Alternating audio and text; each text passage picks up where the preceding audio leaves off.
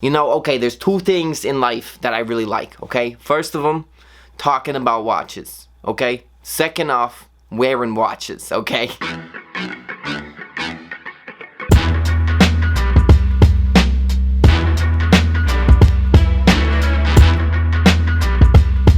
Hey, what is up, watch fam? My name is Michael, and welcome back to In the Metal, the series returns. This, to be honest, is my favorite T&H series. I love to look at old watches. It was gone for a little bit, now it's back, and I get to host one a month. But before we start, there are two things that I need to address. The first is a wristwatch check. I am not wearing a vintage watch, and I am not wearing a watch over $51. I am wearing a Casio G-Shock DW5600. I love G-Shocks, and I love the original. I really want to get the solar ones, or just the ones that are like a really thick solid metal under this resin. I've actually had two of these. They're really great watches. The first one didn't even break. I just gave it away. And the person I gave the first one of these to actually was like, oh, I always break watches. I don't want to get a nice watch. And I was like, first off, this thing is like 50 bucks. If you break it, don't worry about it. Second off, there is no way you're going to break this watch. It's plastic and rubber around circuits. You're not going to break it. It can also go 200 meters deep into the water, and anything that you find at 200 meters in the water can definitely mess this thing up way more than you, and they haven't yet. And she still didn't believe me after that, so I took the watch off of my wrist and I threw it at a wall.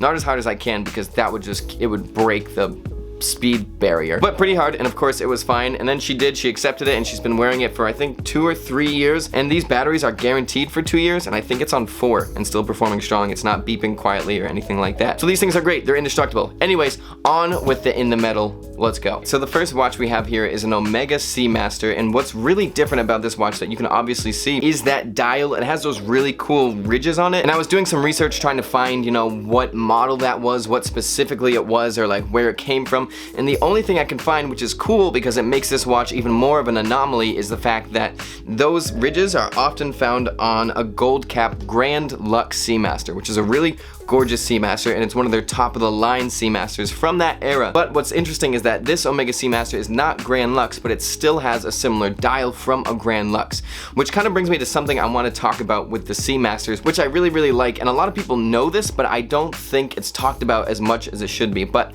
real quick before we dive into that, the Omega Seamaster was introduced in 1948. That is 48 years before I was even thought of, or 47. I don't know. I was long before I was thought of. Sometimes I still don't know if I'm thought of. It was introduced in 1948 to celebrate Omega's 100-year anniversary. They opened their doors in 1848 and basically have been legends of the watchmaking world since then. They still are. And what really set the Omega Seamaster apart was before that we had the Omega Marine, which was one of the first dive watches ever. Super cool. That is on my all-time grail list watches. I have been saving for that watch for 3 years. Really cool, really small. The watch actually goes inside of an enclosure. But with those watches, what was interesting is that to seal them up, they used lead or leather or a bunch of different materials basically to try and keep the water out. But the problem is the materials they used were very unreliable. And then the bigger problem is that when you're under the water, if something's unreliable, you're screwed, because water gets in, you're done. So Omega Seamasters came, and they were really revolutionary because they used an O-ring gasket, which could flex, which could expand, and still keep the water out. So way back when, in 1948, when the Omega Seamaster was introduced, it came out of the box with 60 meters water resistance, which way back then in 1948, these Omegas came out of the box with 60 meters water resistance, and they don't look like dive watches. They look like dressy, sporty watches, which is amazing when you think about that for that time period. That is revolutionary. But my favorite thing about the Omega Seamasters is this: the fact that we know it's a balance between dress and sport. That's why Omega introduced this kind of line. But even more so, there are so many models of the Omega Seamaster that you could basically pick the ratio of how much dress you want compared to how much sport you want in the model. Obviously the one we're looking at today has a very high dress percentage with that dial, but really when you look at the shell, it's sports. So I would say like 80% dress, 20% sports. You can flip that completely with different models and get 80% sports, 20% dress. And that's why the vintage Omega Seamaster series is one of the most versatile watch series ever. You can really pick whatever combination you want. Okay, the next watch is the Universal Geneve Polerouter, but not the original version. But this is a modernized for the 1970s version of it, because it is one of the most famous watch models that Universal Geneve ever created. And the little thing is that I don't think Universal Geneve Genève gets as much credit as they deserve. Also, if I'm butchering the name of that, I apologize. But the company does not get as much attention as they deserve, at least their vintage lines, and they're starting to with the Polerouter, but Universal Genève invented one of the first chronographs ever. So they're a very, very big deal company, and I had one of their military watches from World War II for a while, and I just battered that thing around. Not like a G-Shock, I wasn't throwing it across the room, but for that age, it was a beautiful watch, and it was still ticking beautifully, and it had one of the most smooth hand-winding movements that I've ever used. But what's really cool is that Universal Genève made these watches because they were celebrating the Polerouter, one of their most famous watches, and that watch was contracted to be a super precise watch that wasn't affected by harsh climates and magnetic fields.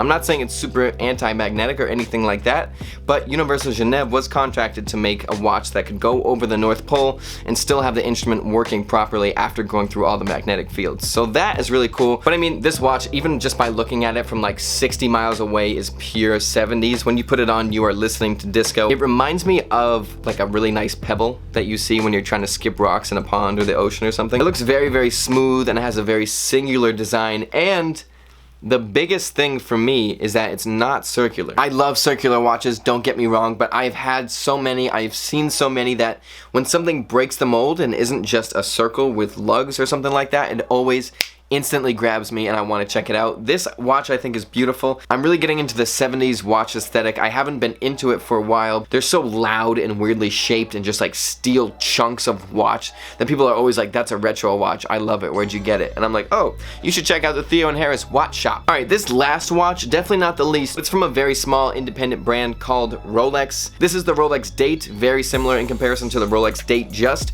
The main difference being the fact that the Rolex Date Just is 36 millimeters. The Rolex Date is 34. Something really cool about this watch, and I can't geek out because I don't want this video to be that long, is that this is a Sigma dial Rolex. So you'll see the little O, or well, the Sigma sign at the bottom, and do some research on that. Google Sigma dial, look at all the lore of that. Some say that means the indices are made of gold. Very, very cool. A lot of history behind that sign and why Rolex uses it. Is it marketing? Is it true? But this is just, it's a Rolex. It's classic. It's beautiful. One of the most pinnacly recognized watches in the world. One of the most recognized brands in the world. And it's just a great all-around watch with a beautiful engine-turned bezel. I think Anna's worn this watch a few times in videos and pictures, and this one always catches my attention. It is just in pristine condition, and I don't want to go too in-depth on Rolex yet because I am doing a history of Rolex video super soon. I am so excited about that. It's gonna be great. So I will tell you more about Rolex. The date will come up then and we'll get more in depth, but that is all the watches I am talking about today. If you're interested in seeing any of these watches closer or really just want to see what Theo Harris has to offer, check out their website, theoandharris.com. They also have shirts, watch rolls, wallets, so many things. If you want to look like Christian, great place to go. Anyway, see you guys soon.